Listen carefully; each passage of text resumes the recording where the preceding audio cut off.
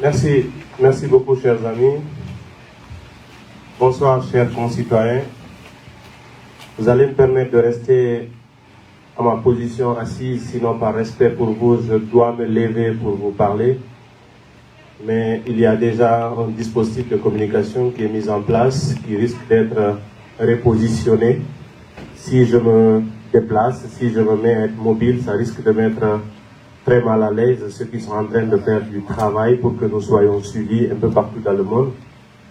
Également pour nos mamans, nos papas qui sont juste à côté, je leur demanderai de m'excuser, de m'asseoir et leur parler parce qu'en temps normal, je dois pouvoir me déplacer, me mettre à côté et m'arrêter pour le respect que nous avons. Alors, merci d'être là cet après-midi. Je remercie la Fédération du modèle des États-Unis qui a déjà initié cette tournée qui a commencé dans d'autres villes. Et aujourd'hui, nous sommes à New York pour partager ce que nous avons comme vision, lecture de la situation politique du pays, projet et ambition pour la Guinée. Vous vous souvenez, en 2018, à l'international, c'est ici à New York que nous avions lancé le modèle avant même qu'il ne soit agréé à l'occasion d'un meeting qu'on avait tenu au mois de novembre 2018. Et le vice-président Souma, qui est à côté de moi, à l'époque avait été élu fédéral du parti ici aux États-Unis et il a conduit les opérations pendant les 4 dernières années avec succès.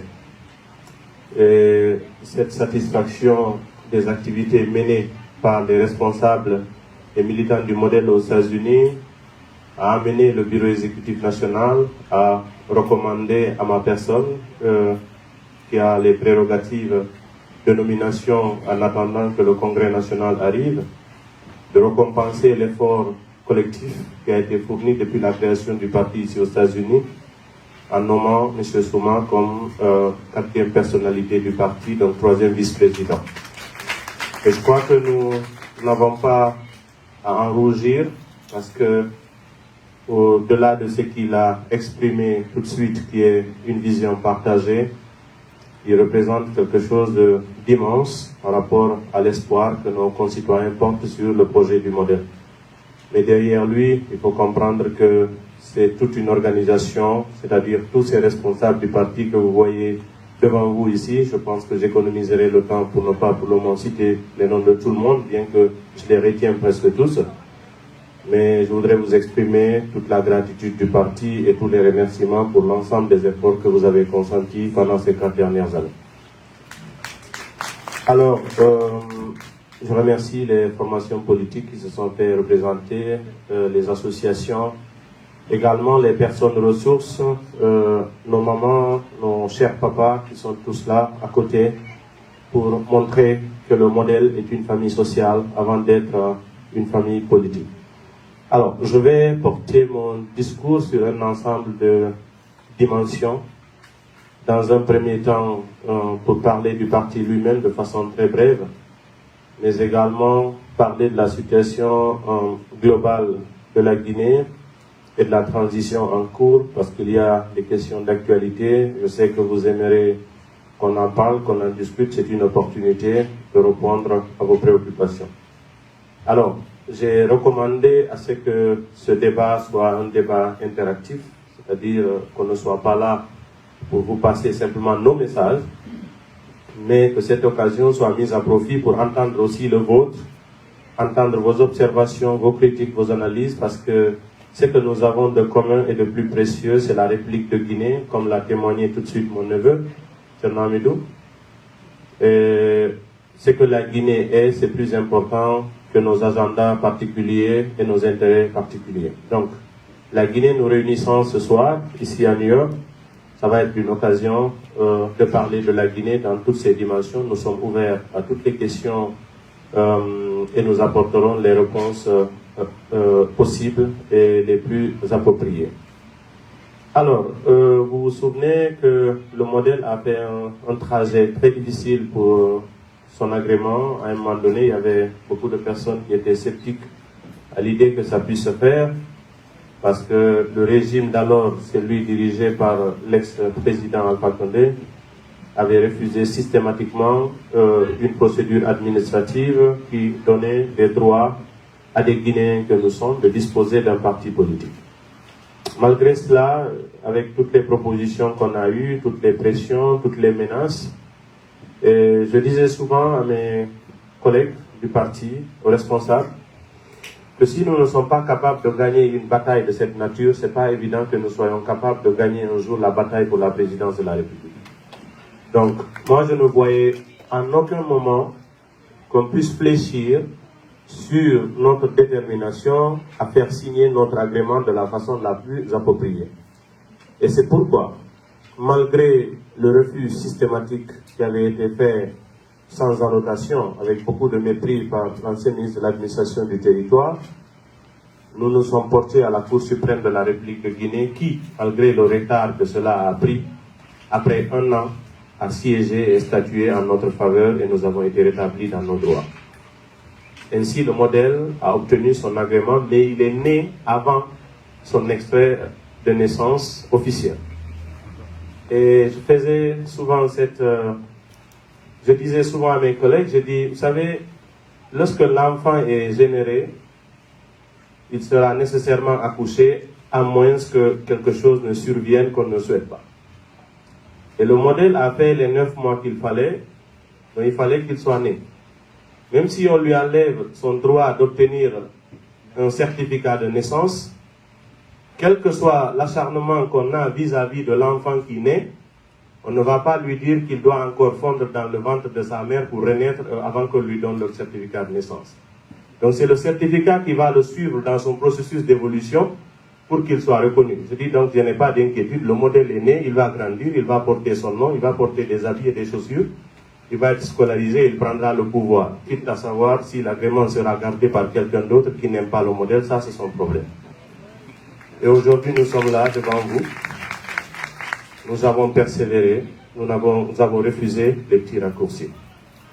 Ainsi nous avons porté nos priorités sur la promotion des valeurs du parti et sa vision, et nous avons travaillé à l'implantation du parti. Aujourd'hui, nous revendiquons des structures sur une bonne partie du territoire national.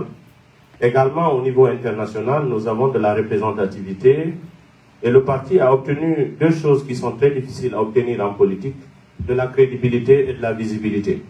Et ça, c'est par le fait du travail qui a été mené par les uns et les autres. Ce n'est pas Kaliouba qui pouvait faire seul ce travail. C'est parce qu'il y a une équipe qui a travaillé, qui a construit, qui a cru, qui n'a jamais douté, qui est restée persévérante. Et aujourd'hui, le modèle existe et compte sur l'échiquier politique national parmi les formations qui ont un mot à dire sur ce qui se passe dans notre pays et sur son avenir. Raison pour laquelle nous restons confiants et déterminés qu'aux prochaines consultations électorales, nous serons la bonne surprise des élections qui vont arriver en Guinée, que ce soit au niveau local, que ce soit au niveau national. Alors, entre-temps, Alpha Condé est tombé, la transition a commencé, je vais le laisser tranquille après. C'est vrai, j'aime pas souvent parler de lui maintenant parce que je ne m'occupe pas des cadavres politiques. Donc quand quelqu'un est out, quand il est hors jeu, je pense que ce n'est pas la peine de tirer sur l'ambulance. J'espère simplement qu'il rendra des comptes avant de mourir. Et je le souhaite de tout cœur. Parce que je ne milite pas pour l'impunité. Je lui souhaite longue vie et bonne santé pour qu'il ait suffisamment de force pour répondre aux actes qu'il a posés en tant qu'ancien président de la République de Guinée. C'est dans l'ordre républicain des choses. Alors, le 5 septembre, une junte militaire a pris le pouvoir. Je crois que beaucoup d'entre vous ont vu déjà le message qu'on a apporté à la junte dès les premières heures, c'est-à-dire la première rencontre qu'il y a eu entre la junte et la classe politique le 14 septembre 2021. Ce jour, j'ai eu l'opportunité de représenter le modèle et d'exprimer notre position 9 jours simplement après la prise du pouvoir. Et j'ai prodigué un certain nombre de conseils au colonel Mamadi Doumbouya et ses amis. Je crois qu'avec le temps, pour ceux qui s'en rappellent encore, ce discours est devenu quelque chose de prémonitoire parce que les messages d'alerte qu'on avait lancés ce jour pour leur faire comprendre qu'un militaire a beau être intelligent, il ne peut pas manipuler un homme politique, et des expériences nous l'ont prouvé ailleurs, que s'ils ne font pas attention, ils risquent de choisir les mauvais chemins. Et lorsqu'on choisit le mauvais chemin, on arrive à la mauvaise destination. Avec le temps, d'autres rencontres se sont faites et aussi des sollicitations ont été faites, formulées vis-à-vis du modèle. Et beaucoup d'entre vous, et au pays aussi, s'attendaient à ce que le modèle participe directement à la gestion de la transition à travers des responsabilités prises. Des propositions ont été faites, ce n'est pas un mystère, j'ai eu l'occasion de le dire, j'ai eu des conversations avec ceux qui ont choisi de m'appeler, puisque je suis un Guinéen ouvert. Jusque-là, la ligne rouge n'était pas franchie pour que je coupe complètement le pont de la discussion, donc nous sommes restés ouverts et nous avons dit que nous manifestons de l'intérêt à apporter nos propositions, nos idées, utiliser nos relations, que ce soit au niveau interne et international, utiliser notre aura au niveau des populations pour leur faire comprendre que la transition pourrait être une opportunité de repartir sur des nouvelles bases. Ça, nous étions entre septembre et octobre 2021. Et nous avons jugé les choses au tas, à la tâche, pour évaluer la bonne foi de la transition. Beaucoup de discours étaient tenus, des discours du genre renouvellement de la classe politique, rajeunissement de la classe dirigeante et développement, etc., etc. Nous n'avons jamais manqué de dire qu'il n'y a aucune transition au monde qui peut réussir le miracle de performance économique. Parce que les conditions ne peuvent pas être réunies à l'occasion d'une transition pour réussir des résultats économiques. Parce que le problème le plus important ou le facteur le plus important en économie, c'est un facteur psychologique, c'est-à-dire la confiance. Une transition ne peut pas offrir suffisamment de garanties pour qu'il y ait des investissements et que l'économie puisse prospérer. Par contre, la vocation naturelle d'une transition, et son nom le détermine, c'est le passage d'un État à un autre. Donc nous sommes dans une situation d'anormalité, il faudrait bien conduire la Guinée vers une situation de normalité à travers des élections libres, inclusives et transparentes pour que les Guinéens aient l'opportunité de choisir ceux et celui qui vont présider à leur destinée selon les mandats qui sont inscrits dans la loi. Donc nous pensons que la transition devait avoir cette vocation simple et que les autorités de transition pouvaient s'occuper, bien entendu, des questions courantes, c'est-à-dire conduire les affaires courantes de l'État sans pour autant avoir des prétentions à régler des problèmes structurels qu'ils n'étaient pas capables de régler. Mais avec le temps, on s'est rendu compte que l'agenda réel n'est pas celui qui était affiché. Pourquoi? Parce que les actes parlent plus que les mots.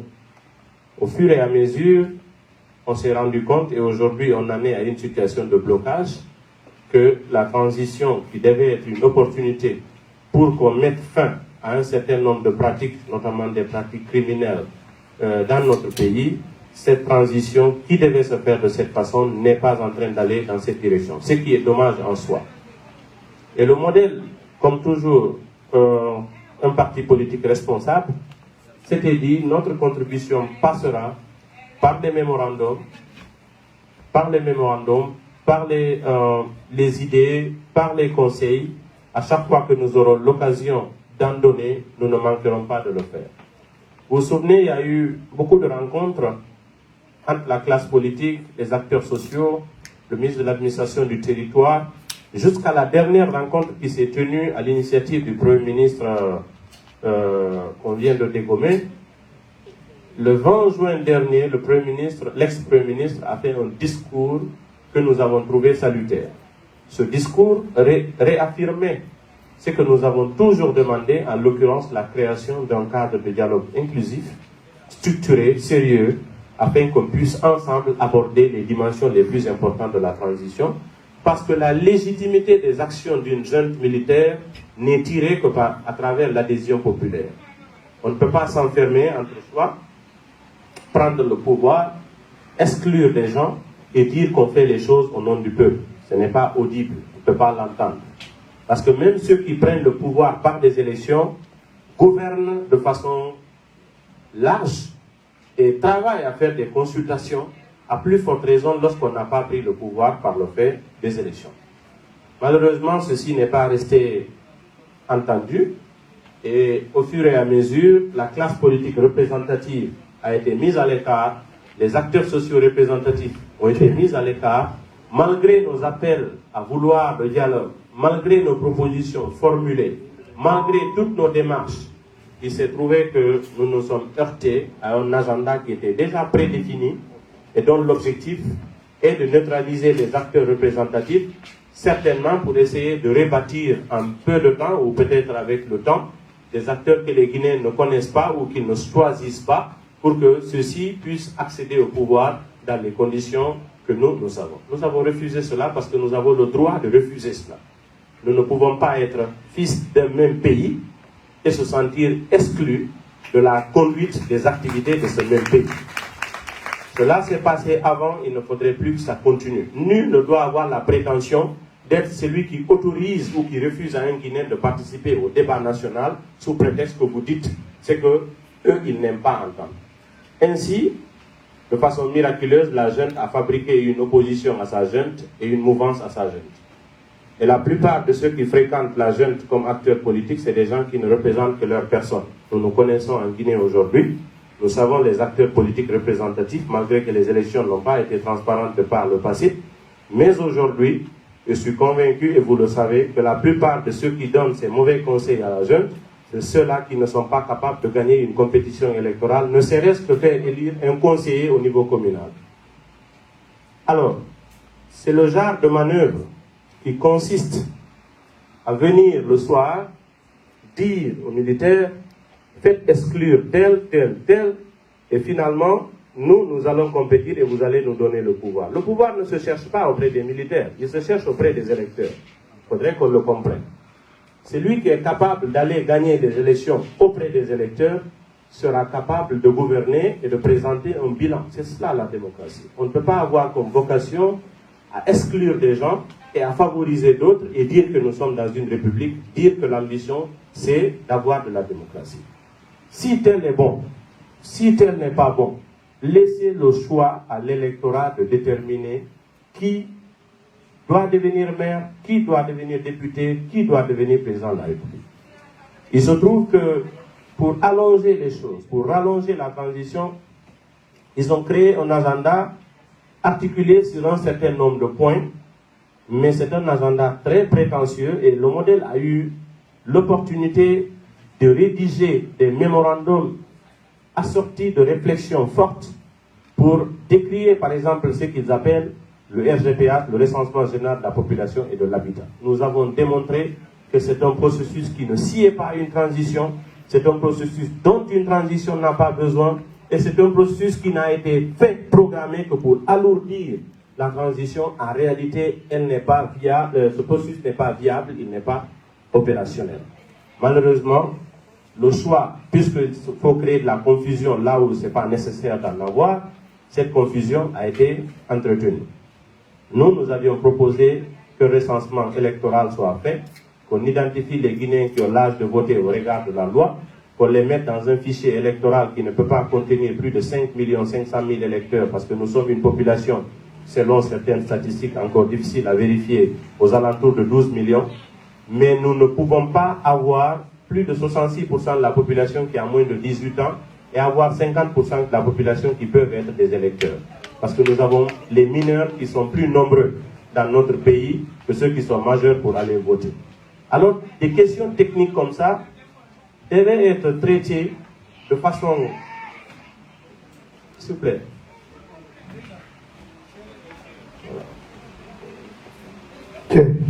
Ok. Yandi, identora diamanfo fango golkandersa. Donc, des questions comme ça, nous les avons traitées, mais on ne pouvait pas avancer, on ne pouvait pas aller de l'avant si le cadre de dialogue inclusif n'est pas créé. Malheureusement, puisque l'agenda caché était plus fort que l'agenda officiel, et qu'il n'avait pas d'argument à convaincre ceux qui devaient se retrouver autour de la table lorsqu'ils ont affaire aux acteurs sérieux, finalement, ils ne veulent pas discuter sous prétexte que c'est eux qui sont allés à la mort, alors qu'ils nous ont trouvés déjà dans les placards des morgues. Nous étions déjà des cadavres parce qu'on s'est battu pour que le CNRD ait le courage de venir prendre le pouvoir. Ni c'était la mobilisation populaire des 4 dernières années, il n'y a aucun militaire qui aurait eu le courage de prendre le pouvoir en Guinée. Il faut qu'on se le dise, c'est la population qui a pris le pouvoir. Ils sont venus parachever un travail que nous avons mené tous. Vous êtes mobilisés ici à New York. Nous sommes mobilisés à Conakry. à Zérékoré, un peu partout sur le territoire national. Donc ce changement tant voulu, c'est le peuple de Guinée depuis 2006-2007 qui se bat pour l'obtenir. Beaucoup d'entre vous étaient impliqués dans ce processus depuis toujours pour se mobiliser. Mais nous n'avons pas la perception de présenter ce pouvoir comme un trophée d'une corporation contre une autre. Et l'armée et les civils, nous sommes tous fils d'un même pays. Si le pays est en danger, chacun de nous doit jouer son rôle. Chacun de nous doit faire son devoir vis-à-vis de la nation.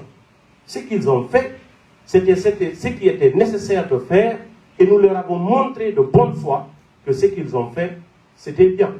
Mais ils doivent comprendre qu'ils sont venus compléter un travail que nous avons déjà amorcé pendant des années durant. Donc ce n'est pas une hostilité vis-à-vis de quoi que ce soit, mais il ne faudrait pas avoir la prétention de dire c'est moi seul qui ai ramassé quelque chose comme ça, comme si les autres n'ont absolument rien fait et revenir encore les écraser. On ne pouvait pas s'attendre quand même à ce que les pratiques de ces derniers jours, de ces derniers mois, que ces mêmes pratiques reviennent. Je l'ai dit ailleurs, lorsqu'on parle de l'axe par exemple, si vous venez légitimer votre pouvoir là-bas, vous venez vous faire applaudir. En ce moment, vous ne faites pas la différence entre mineurs et majeurs. Vous ne faites pas la différence entre hommes et femmes. Tous ceux qui vous applaudissent, vous êtes contents. Les mêmes qui ont le droit d'être d'accord avec vous, lorsqu'ils ne seront pas d'accord, respectez ça au lieu de venir les massacrer. Autant vous êtes venus chercher votre légitimité là-bas. Si vous trahissez cette légitimité-là, autant ils ont le droit de vous dire on ne vous fait plus confiance, laissez-leur ça. Pourquoi est-ce qu'il faut aller tuer les gens parce qu'ils disent qu'ils ne sont pas d'accord? Lorsqu'ils sont d'accord, ça vous plaît. Vos vendredis, vous venez, vous tournez là-bas. Vous faites le tour, les enfants applaudissent, vous êtes contents.